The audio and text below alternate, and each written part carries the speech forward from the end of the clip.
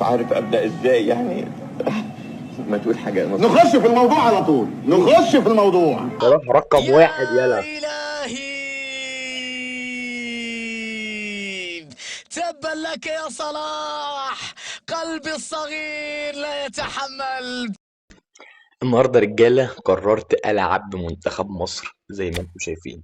طبعا احنا ما بقناش غير محمد صلاح وعمر مرموش، وهي التشكيله اللي هنخش نلعب بيها في الفعاليه، وهنشوف اداء منتخب مصر هيكون عامل ايه. قبل ما نبدا يا برو ما تنساش تصلي على النبي وتشترك في القناه لو انت مش مشترك، وتعمل لايك عشان الفيديو ده يوصل لاكبر عدد من الناس.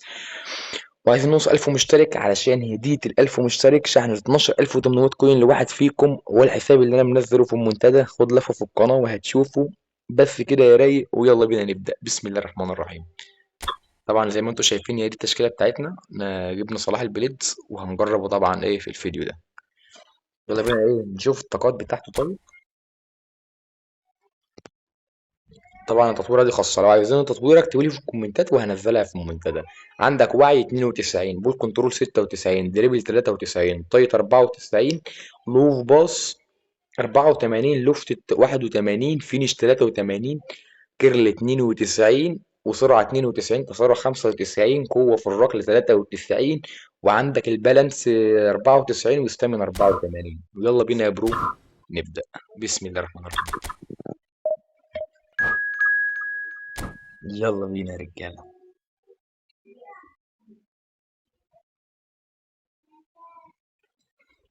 رسميا بنلاعب فرنسا، ريت 3055 برضه، مش هتلاقي احسن حاجة. نخش نشوف افهم اللعيبة، وهل يا ترى هنقدر نكسب ولا لا. عندك المعلم ده نخليه ده سي اف. ده مين ده؟ اسلام عاشور صح؟ تمام. وعندك ده مصطفى فتحي، وعندك ده حمدي فتحي، وعندك ده طبعا النني، وعندك احمد حجازي. حرفيا اسطوره يا رجاله. 193 سنتي بيلد اب. يلا بينا نشوف طاقاته كده. والله العظيم طاقته رايقة يعني. بس وتقريبا ما بيجريش، ما عندوش سرعة وما بيجريش. ولا بقى نشوف تشكيلة المعلم اللي قدامنا. زي ما انتم شايفين المعلم ده قديم جدا في اللعبة لدرجة اللي هو معاه يعني مبابي نسخة كأس العالم، ومعاه تشابي ألونسو الجديد، ومعاه كامافينجا نسخة عقود الترشيح القديمة أوي، وجريزمان النسخة دي، وكامافينجا برضه نسخة دوري الأبطال. ويلا بينا يا رجالة نظبط الأداءات. عندك ديفينس أحمد حجازي.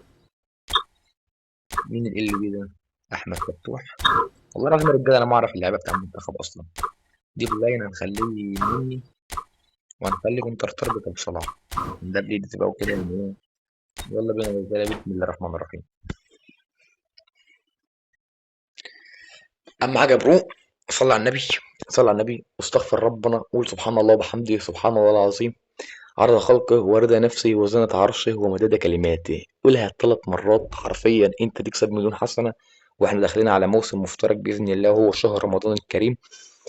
وكل سنة وأنت طيب. أول حاجة بداية عيد جديدة الله هنا، بتعمل يوم أول وانطلاقة أي المنافسة، ذنوب أو أي مباراة معاصي أولى مهما كانت تحمل آمال كثيرة. صغيرة أو الكل عنده كبيرة، توقعات حاول تتوب مختلفة وترجع لربنا في الشهر وحسابات ده. مختلفة. أوله هذه رحمة وثانيه المعطيات مغفرة بالتأكيد تجعل وثالثه الكل عتق من النار. متحمس لهذه فيعني يا رب المواجهة جميعا الأولى. نكون من العتقاء من الأجواء النار. جميلة هنا كعادة تمام. المباريات وحاول الافتتاحية. تبعد عن نتمنى أن أي حاجة تكون وحشة مباراة وعن صحبة قوية السوء، وأن تكون متعة حاضرة في واذكر هذا ربنا اللقاء. كتير واقرأ قرآن. حاول تختم ولو مرة واحدة بس على الأقل في الصخب الشهر عالي ده. جدا بس كده يا الآن، رجالة. الأجواء يلا بينا هستيرية نبدأ. بسم الله الرحمن والجماهير في الرحيم. محمد حالة مرموش. جنون من أجل هذه المباراة. لم يفوتك الكثير إذا بدأت يلا المتابعة ماشي في هذه اللحظات. يا ابن اللعيبة. مصر ضد مين الواد فرنسا، ده؟ ممكن يحطها في يا الجول. اسطى شفت طلعها منين؟ أوه، جامدة أوي تصدي غير والله. عادي من حارس المرمى محمد صلاح. بص ظن أنه شوف تمكن طلعها من منين؟ الحارس لكنه طلعها من كان 90 والله. مخطئا. يلا ماشي. مصر وركنية أولى في اللقاء. بسم الله. يلا عمر مرموش. حوش مين يقدر الآن يحوش محاولة مرموش؟ لرد حمدي الخطورة. فتحي حمدي فتحي هذه هي حمدي كرة فتحي. القدم، ضاعت مين الواد بعيدة عن محمد ده؟ مكانها. اوعى ده رامي ربيعة. مبابي اوعى. غابت ولا مرة عنه لسه بيلعب يا السرعة في رجاله، والله اتخاذ بفكر ما القرار، يعتزل قسما بالله. فضاعت منه الكرة في آخر حمدي فتحي، المشوار. حمدي فتحي، حمدي فتحي، هاتوا يا حمدي، ديزيري دوي هاتوا يا حمدي يستحوذ على يا الكرة ابن بطريقة اللعيبه يا حمدي. جميلة. رجاله واد حمدي فتحي ده جميل قوي والله الكلمة العظيم. الأخيرة هنا كانت الدفاع اللي تدخل في الوقت المناسب لإيقاف انطلاقة هجومية مميزة. إيقاف الهجمة في الوقت المناسب قبل أن تكون اسلام عاشور الأمور أكثر يا جدع، مش هو ده اسلام صعوبة. عاشور ده اللي هو في كان بيلعب في المكان الزمالك وبقى بيلعب في الصحيح، الاهلي؟ رائع جدا في توقع والله مسار ما الكرة. غلطان. انا ما عنديش اي معلومات جريزمان كرويه عن ايه، تحرك بقوة عن هائلة. الدوري المصري بجد، ولا حتى تحية هنا المنتخب. للدفاع على العمل لسه الكبير اللي مشكله، يقدمه في مباراة هو اليوم. حاجزهم في الباصات بس، ديمبلي يعني هم تقريبا ما بيعرفوش يباصوا.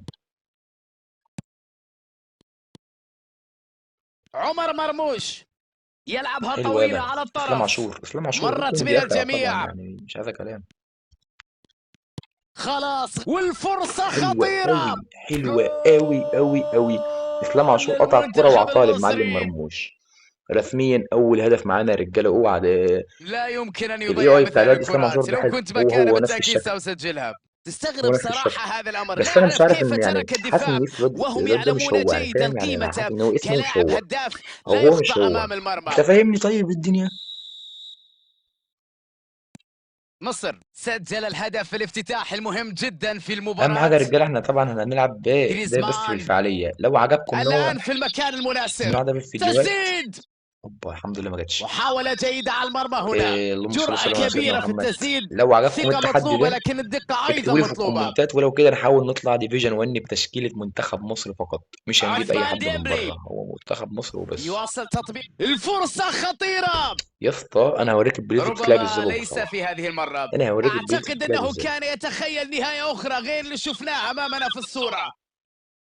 محمد الشناوي، الشناوي طبعا ابو مكانه ومرموش ما فيهاش كلام، جريزمان ابو مكانه.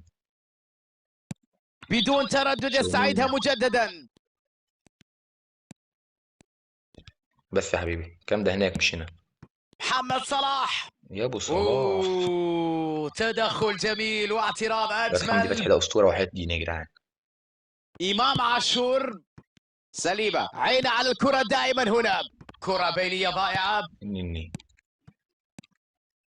تدرج كروي رائع، تمريرات سريعة وخطيرة هنا. يا اسطى شفت الهجمه؟ جول عمر مرموش. يا عيني على اللقطة، هو يقول عمر على مرموش بس. الإبداع، يا على اسطى شفت الهجمه المتعة، بالله عليك؟ على شفت ياسين روعة قسما هذا بالله تقسيمه الهدف. رايقه وهدف أي جامد بداية قوي. هذه، هدف آخر يأتي يعزز التقدم ويؤكد التفوق. ولحد دلوقتي احنا ما عملناش ولا فيديو الآن جول بصراحه. أصبحت علامة مسجلة باسم الفريق. بارع جدا هذا الفريق في يلا تنظيم يا صلاح. الهجمات المعاكسة.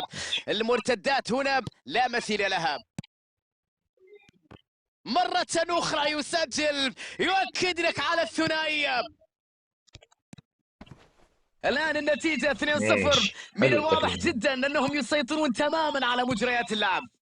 واضح جدا للجميع بصراحة مجريات هذه المباراة تقريبا يمكن القول أنها في تاكلينج يا اتجاه حكم ما واحد. فيهاش حاجه، يعني مش ما فيهاش حاجه وصافرة بالظبط، ما وخطأ فيهاش حاجه موجود قوي. بعد احمد حجازي خد تدخل. انذار يا رجاله. الحكم يا يخرج رجاله الكلام ده البطاقة مش هينفع الصفراء نسكت عليه. بدون احمد حجازي تردد. ازاي ياخد انذار؟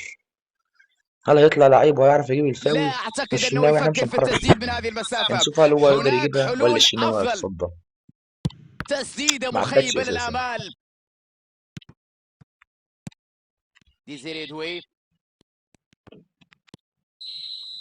ورسميا الشوط وصلنا الآن الاول إلى منتصف انتهى المباراة. بنتيجة 2-0 كل زي ما ما انتم شايفين. نشاهد الآن كل في حاجة شوط معانا او واحد. كل حاجة زي يا بعضها. إلهي على احنا هذا بس شايفين الأداء، كور على على التارجت هذا زيادة، وهو التألق، معاه على هذه 4% السيطرة، زيادة في على التهويل. الهدفين ربما يلا بينا أكثر في جو. شوط المباراة اهم حاجة الثاني. برو، لو وصلت معايا لحد هنا متنساش مصر تعمل لايك يدخل وتشترك في للاستراحة القناة بتقدم عشان مريح نخلص كل 2-0. جديد. عايزين نوصل 1000 مشترك بقى يا رجالة، عايزين نوصل 1000 مشترك.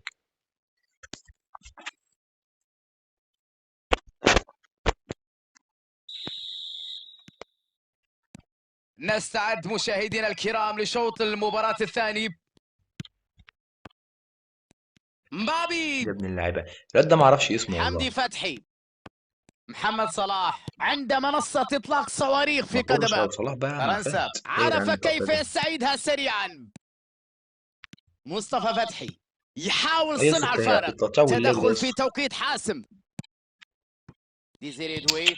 ايه ده بجد؟ مبابي، أي فرصة دوي. مصطفى فتحي يا اسطى في تقطيع والله العظيم رهيب. تدخل كان في توقيت رائع، نجح في إيقاف مرور الكرة. شفت حمدي فتحي؟ حجازي، احمد حجازي مصر يلعب عنده فرصة مرموش. لهجوم مرتد. مرموش يعني هو حرفيا هو ما نبيل جابش فقير ولا واحده بالراس مع الضغط وجون ينجح في مكانه. استعادة الكرة. مصر متقدم بهدفين من الشوط الأول في المباراة. عاش يلا. أعتقد روح أنه يا مهم مرموش. جدا هل التركيز مرموش في هيجيب الشوط الهاتريك؟ الثاني لأن استقبال والفرصة. يا ابن يا اللعيبه مرموش يا سلام، فاجر. أداء كبير جدا في مباراة اليوم، ينجحون في يا إضافة اسطى هدف آخر. حرفيا عمل دريبل جامد قوي. يا لها من شفت الارتو فرحة. بتاعه؟ طبيعي يكون هناك ذكرى هيخرج لهذه اكيد. المباراة. اكيد هيخرج مش هيقص. عرف كيف يضرب هذه ضربة ولا غير لا عادية بكل يا رجاله تأكيد. نشوف احصائيات مرموش تشعر كده عشان وكأنه بجد كان يعني يعرف جيدا جامد مسار قوي. الكرة من استلامها حتى إنهائها في ده مفيش الشباك. اصلا يا دريبل سلام بس على نهائي جامد سيطرة قوي. الرائع ارتو على روعه الكرة. وسرعه وتسارع جامد يضرب قوي. الثلاثية، يضرب الهاتريك في مباراة اليوم. مباراة للتاريخ هنا، بصراحة مباراة للتاريخ. هذه مباراة الآن فرصة ابو بعد صلاح تمريرة رائعة. يا إعاقة اسطى واضحة بصراحة، القرار عند الحكم. ضربه لا، جزاء طبعا ده على كده ما لابد يبدو من أن الطرد. المخالفة وقعت خارج المنطقة. مش ضربه جزاء يا رجاله ده فاول. ومعانا طبعا المعلم عمر مرموش سليمة رد ينال على البطاقة الحمراء هنا بعد أن منع فرصة سانحة للتسجيل. عليه أن يستغل هذه الفرصة. الكل متحمس الآن لأن الكرة في مكان خطير. عمر مرموش ما عدتش. هل هنرمي بلوتزيبا وصلاح؟ وتسلل آخر. لم تكتمل فرصة. يلعب كرة طولية. محمد صلاح محاولة تسديد.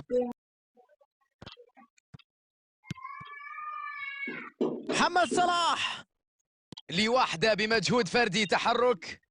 التسديد الآن. يا اسطى ترتد الكرة من والله العظيم حرام. العارضة. يا اسطى صلاح علي بليدز بنت أداء رهيبة. دفاع قوي جدا هذا اقسم اليوم. بالله اجمد بليدز بالشمال. مرت تقول لي ما وأصبح في ميسي خطيرة على بقول لك المرمى. صلاح رقم واحد يلا. يا إلهي، تبا لك يا صلاح. قلبي الصغير لا يتحمل والشباك لا تتحمل. هدف جميل من محمد. انتهت المباراة. يا اسطى ما كنتش يطلع دلوقتي يا اسطى. يا اسطى انت شفت تلك التعليق هي بتاع نهاية فهد العتيبي البث كان عامل اليوم. ازاي؟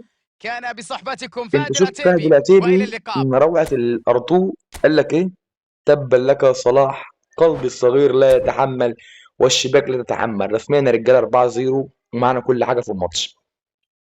بس كده يا برو وهي دي كانت نهايه الفيديو معانا. لو وصلت معايا لحد هنا فانت التوب من التوبات. انت اخويا اهم حاجه تكون مشترك في القناه وعمل لايك وقول هل عجبك التحدي ونلعب بتشكيله منتخب مصر في الديفيجن ونصعد بيها ديفيجن واحد ولا لا. بس كده يا رجاله اشوفكم في الفيديو الجاي. سلام.